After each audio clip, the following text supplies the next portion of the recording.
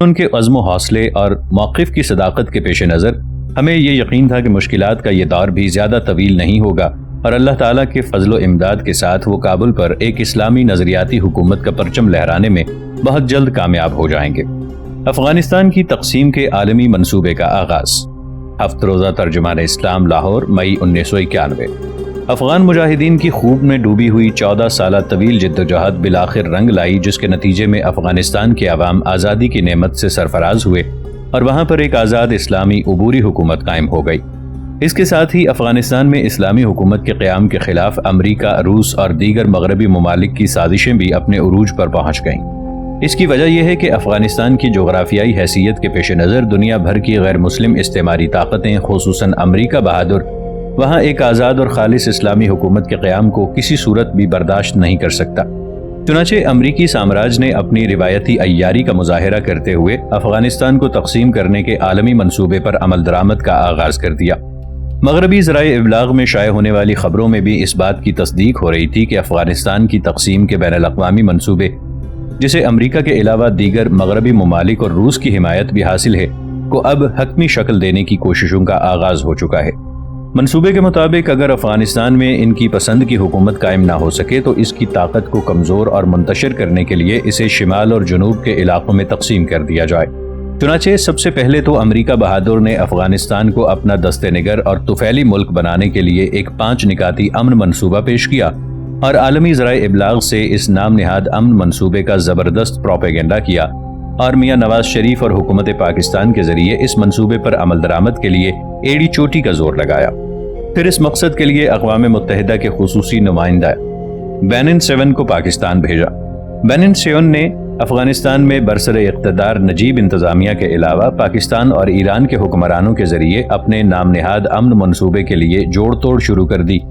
لیکن جب بینن 7 کو اس مقصد میں خاطر خواہ کامیابی نہ ہوئی تو اقوام متحدہ کے سیکرٹری جنرل بیطرس غالی کو بھی ان کی مدد کے لیے پاکستان بھیج دیا، لیکن افغان مجاہدین نے باہمی اتفاق و اتحاد سے ان کی کوئی بھی سازش کامیاب نہ ہونے دی۔ اسی دوران نجیب نے استعفیٰ دے دیا۔ ادھر افغان مجاہدین کی تنظیموں نے اقوام متحدہ کے اس نام نہاد امن منصوبے کو ٹھکرا کر باہمی مشاورت سے افغانستان میں ایک مشترکہ عبوری حکومت کے قیام کا اعلان کر دیا، لیکن پاکستان میں جماعت اسلامی اور افغانستان میں جماعت کی ذیلی تنظیم حزب اسلامی نے مشترکہ عبوری حکومت کو تسلیم کرنے سے انکار کر دیا۔ اس موقع پر ہم حکمت یار سمیت تمام افغان تنظیموں کے سربراہوں سے گزارش کریں گے کہ وہ حالات کی نزاکت کو دیکھتے ہوئے اپنے معمولی اختلافات کو پس پشت ڈال کر متحد ہو جائیں اور امریکی سازشوں کو ناکام بنا کر افغانستان میں ایک پائیدار اسلامی حکومت قائم کر کے ایک مضبوط اسلامی بلاک کی راہ ہموار کریں۔ نیو ورلڈ آرڈر عالم اسلام کے خلاف سازش۔ 11 نومبر 1991 کو جامعہ اشرفیہ لاہور میں حرکت الجہاد الاسلامی کے سالانہ اجتماع سے خطاب۔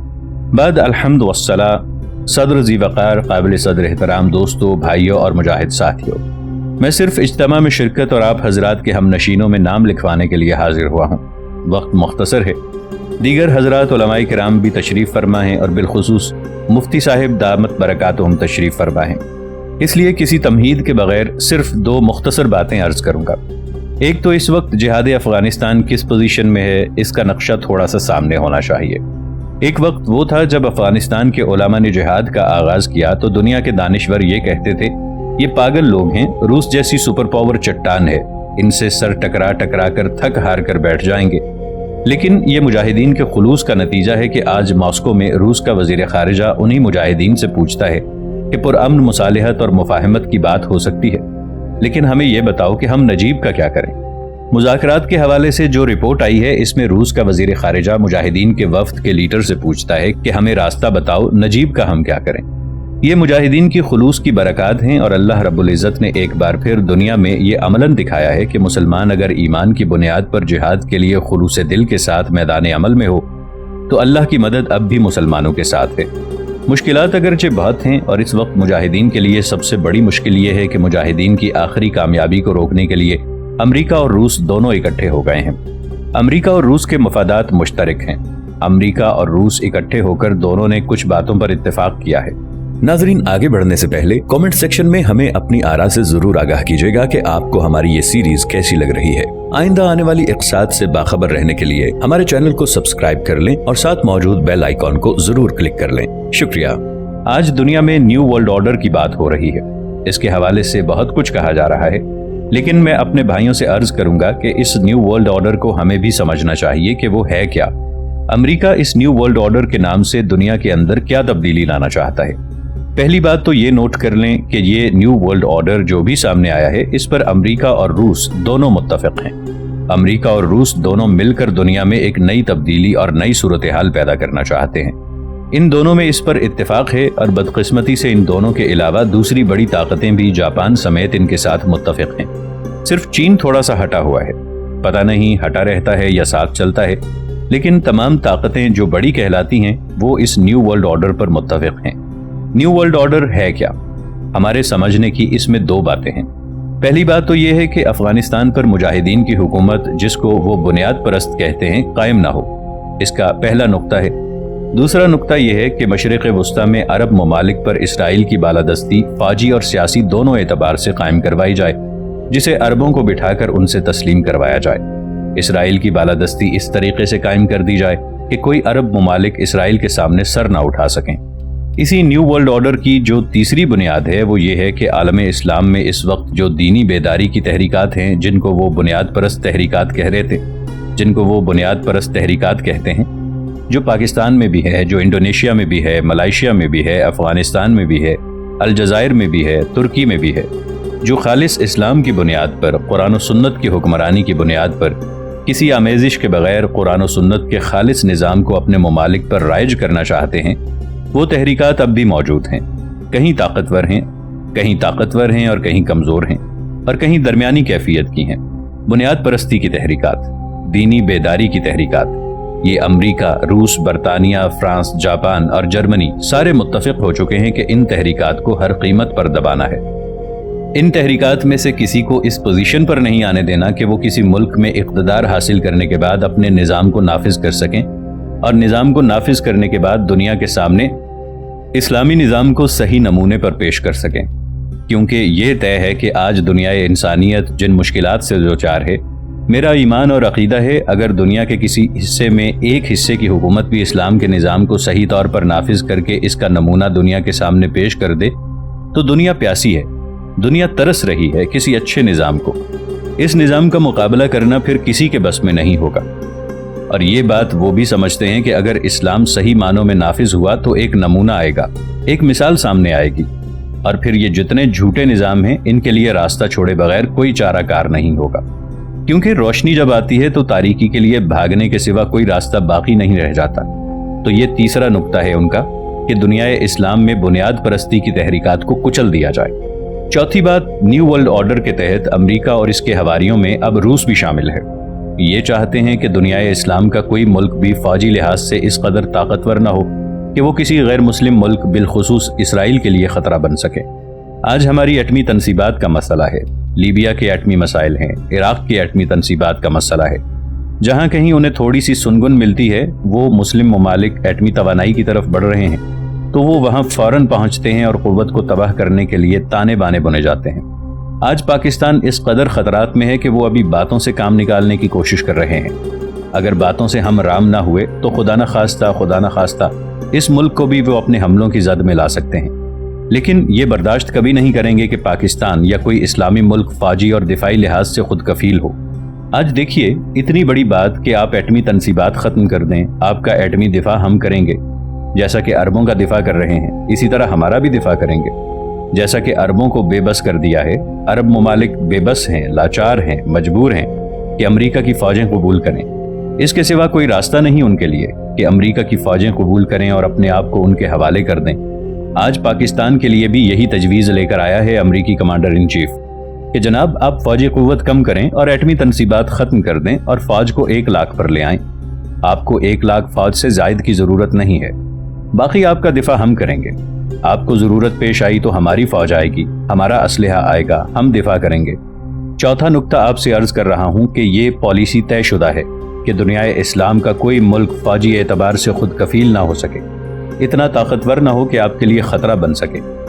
ان بنیادوں پر دنیا کی طاقتیں آگے بڑھ رہی ہیں اور ہمارے پاس ایک ہی راستہ ہے، اگرچہ مشکل ہے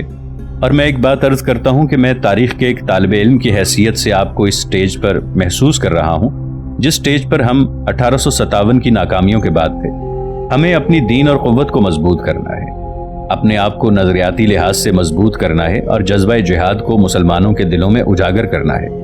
جتنا ہم نظریے اور فکر کے لحاظ سے اسلام میں پختہ ہوں گے، جتنا ہمارے اندر جہاد کا جذبہ بیدار ہوگا، انشاءاللہ سارے مسائل حل ہوں گے۔ ان ساری قوتوں کا ہم سامنا کریں گے، لیکن اسلام کے ساتھ لازوال وابستگی، فکری وابستگی۔ لیکن جب میں آپ حضرات کے سامنے عرض کرتا ہوں تو اس سے میری مراد جذباتی وابستگی نہیں ہوتی، شعوری وابستگی ہوتی ہے۔ میری گستاخی معاف فرمائیں، علماء اور طلبہ کی خدمت میں عرض کر رہا ہوں کہ ہم علماء کہلانے والے اور طلبہ کہلانے والے حضرات کی بھی 90% کی وابستگی اسلام کے ساتھ شعوری نہیں ہے، عقیدے اور جذبات کی وابستگی ہے۔ ہمیں نہیں معلوم اسلامی نظام کیا ہے، ہمیں نہیں معلوم کہ سود کا متبادل نظام ہمارے پاس کیا ہے، ہمیں نہیں معلوم کہ سیاسی نظام کے خد و خال کیا ہیں۔ 90% کی بات کر رہا ہوں، اکابر کی بات نہیں کر رہا، اپنے جیسوں کی بات کر رہا ہوں۔ ہمیں نہیں معلوم، ہم نہیں جانتے، ہم پڑھتے نہیں ہیں، نہ ہمیں پڑھایا جاتا ہے، نہ ہم مطالعہ کرتے ہیں، نہ ہمیں ترغیب دی جاتی ہے، نہ ہماری ذہن سازی ہوتی ہے۔ ہماری وابستگی اسلام کے ساتھ شعوری نہیں ہے، فکری نہیں ہے، بلکہ عقیدت اور جذبات کی وابستگی ہے۔ میری آپ سے درخواست ہے کہ سب سے پہلے اسلام کے ساتھ، قرآن اور سنت کے ساتھ، اسلام کے نظام کے ساتھ شعوری وابستگی پیدا کیجیے۔ اس کو سمجھنے کی کوشش کیجیے، دنیا کے حالات کا مطالعہ کیجیے، اپنے جذبہ جہاد کو نیو ورلڈ آرڈر جو عالم اسلام کے خلاف ایک سازش ہے اجاگر کیجیے، بیدار کیجیے، اس کو وسعت دیجیے۔ یہی ایک حل ہے انشاءاللہ۔ دینی قوتیں بیدار ہوں گی، متحد ہوں گی تو پہلے بھی کفر کو شکست ہوئی ہے، آج بھی انشاءاللہ کفر کو شکست ہوگی۔ وآخر الدعوانا عن الحمدللہ رب العالمین۔ یہی چراغ جلیں گے تو روشنی ہوگی۔ ماہنامہ شریعہ، گجرانوالہ، مئی 1992۔ علامہ محمد اقبال نے افغانستان پر برطانوی استعمار کی یلغار کی ناکامی پر فرنگیوں کے جذبات کی عکاسی ان الفاظ سے کی تھی: افغانیوں کی غیرت دین کا ہے یہ علاج، ملا کو ان کے کوہ دمن سے نکال دو۔ مگر جب افغانیوں کی غیرت ملی کا ترجمان اور محافظ ملا فرنگی کے استعمار کے ہاتھوں افغانستان کے کوہ دمن سے جلا وطن نہ ہو سکا تو یہ درد سر روسی استعمار نے اپنے کھاتے میں ڈال لیا، اور یہ سوچ کر افغانستان کو ملا اور اس کے دین و ثقافت سے نجات دلانے پر کمر باندھ لی کہ برطانوی استعمار کی کامیابی کی راہ میں شاید جغرافیائی فاصلے رکاوٹ بن گئے ہوں، اور روس اور افغانستان کے درمیان ان فاصلوں کا فقدان اس مشن میں روس کی کامیابی کی ضمانت بن جائے۔ روحانی اقدار اور اخلاقی روایات کی کارفرمائی کے منکر سوویت حکمرانوں کی نظر اس ظاہر سے آگے نہ جا سکی، اور ایمان و یقین، عزیمت و استقامت اور وارفتگی و شیدائیت کی وہ ٹھوس رکاوٹیں ان کی نگاہوں سے اوجھل رہیں جن کے ٹکرانے کی عبرتناک سزا سوویت یونین کے افغانیوں کے سامنے صفر انداز ہونے اور پھر ریت کی دیوار کی طرح بکھرتے چلے جانے کی صورت میں تاریخ عالم کا ناقابل فراموش حصہ بن چکی ہے۔ مسجد کی چٹائیوں میں مانگے تانگے کی روٹیوں کو الحمدللہ کہہ کر حلق سے اتار کر قال اللہ وقال الرسول صلی اللہ علیہ وآلہ وسلم کا درس حاصل کرنے والے اس ملا کو تہذیب مغرب کے پرستاروں نے کان کان سے تانے سے نہیں نوازا۔ اسے رجت پسند، دقیانوسی، بنیاد پرست، کٹ ملا، عقل و شعور سے عاری، ہٹ دھرم، اندھا مقلد، لکیر کا فقیر اور جمود ذہنی کا شکار جیسے القاب دیے گئے، اور اجتماعی زندگی کے ہر شعبے کا دروازہ اس پر بند کر کے اسے اچھوت بنانے کی اجتماعی مہم چلائی گئی۔ لیکن وقت آنے پر وہی ملا افغانیوں کی غیرت ملی کا عنوان بن کر ابھرا اور اپنے ایمان و یقین کی قوت کے ساتھ روسی استعمار کی یلغار کے سامنے سد سکندری بن گیا۔ آج افغان مجاہدین کی کامیابی پر بارگاہ ایزدی میں پوری امت اسلامیہ سجدہ ریز ہے، اور جہاد افغانستان کے ثمرات و نتائج کی فہرست بن رہی ہے۔ سوویت یونین کا خاتمہ، مشرقی یورپ اور وسطی ایشیا کی ریاستوں کی آزادی، افغانستان کی آزادی اور پورے عالم اسلام میں جہاد کے جذبات کا فروغ ان ثمرات میں سر فہرست نظر آ رہے ہیں۔ لیکن ہمیں افغان مجاہدین کے مقدس خون کے ساتھ تاریخ کے صفحات پر ایک اور فیصلہ بھی لکھا ہوا دکھائی دے رہا ہے۔ ملت اسلامیہ کو اقبال رحمت اللہ علیہ کا شاہین مل گیا ہے، اور اقبال کا مرد مومن اپنے چہرے سے تاریخ کی گرد جھاڑ کر قوم کے سامنے آ کھڑا ہوا ہے۔ اس کے ایک ہاتھ میں قرآن اور دوسرے ہاتھ میں کلاشنکوف ہے، اور وہ کابل کی پلخشتی کی مسجد کی بوسیدہ چٹائیوں پر کھڑا تہذیب مغرب کے اندھیروں میں سرگرداں امت مسلمہ کو آواز دے رہا ہے کہ جنہیں حقیر سمجھ کر بجھا دیا تم نے، یہی چراغ جلیں گے تو روشنی ہوگی۔ ابو عمر زاہد راشدی کہتے ہیں کہ حرکت الجہاد الاسلامی پاکستان کی دعوت پر مجھے ملک کے سرکردہ علماء کرام کے ایک وفد کے ہمراہ 31 مئی سے 4 جون تک 5 روز افغانستان کی سرزمین پر گزارنے کا موقع ملا۔ اس سے قبل بھی 14 سالہ افغان جہاد کے دوران حرکت الجہاد الاسلامی اور حرکت المجاہدین کی دعوت اور پروگرام کے مطابق ارگون، باڑی، راقیلی،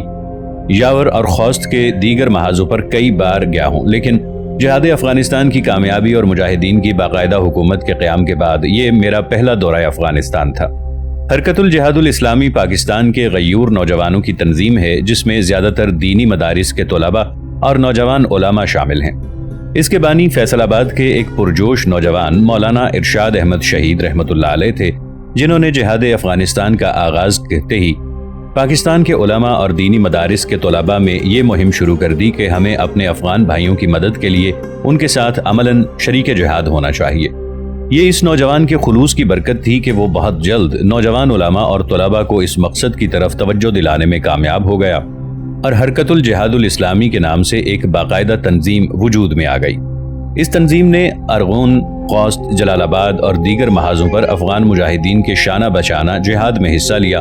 اور سینکڑوں پاکستانی نوجوان اس جہاد میں عروس شہادت سے ہمکنار ہوئے، جن میں خود مولانا ارشاد احمد شہید، حرکت الجہاد الاسلامی کے کمانڈر خالد زبیر شہید اور میرا بھانجا حاجی عدیل عمران شہید بھی شامل تھے۔ مولانا ارشاد احمد شہید رحمۃ اللہ علیہ کی شہادت کے بعد یہ تنظیم 2 حصوں میں بٹ گئی۔ ایک حصہ حرکت الجہاد الاسلامی کے نام سے مولانا قاری سیف اللہ اختر کی قیادت میں مصروف جہاد رہا اور دوسرا حصہ حرکت المجاہدین کے نام سے مولانا فضل الرحمان خلیل اور مولانا محمد فاروق کشمیری کی قیادت میں جہاد کے مختلف محاذوں پر سرگرم ہو گیا۔